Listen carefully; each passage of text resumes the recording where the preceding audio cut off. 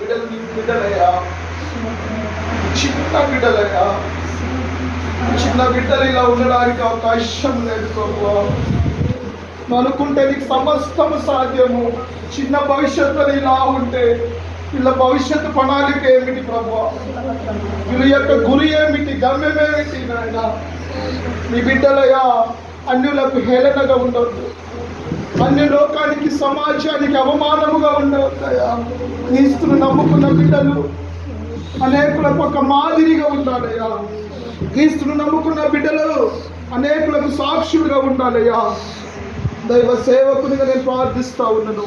ఈ బిడ్డల యొక్క పరిస్థితులు నార్మల్ రావాలయ్యా, నార్మల్ రావాలయ్యా, నార్మల్ కావాలయ్యా. గలమెత్తి స్వరమెత్తి నీ నామాన్ని ఈ ప్రపంచానికి చాటాలి నాయన.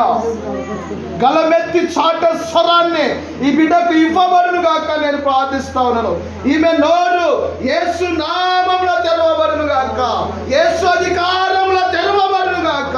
కీళ్ళలో ఉన్న బలహీనత, నరములలో ఉన్న బలహీనత, ఎముకలలో ఉన్న బలహీనత యేసు నామములో కొట్టివేయబడును గాక.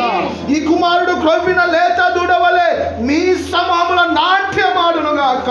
అనేకులకు సాక్షి బిడ్డగా ఈ కుమారుడు ఉండును గాక.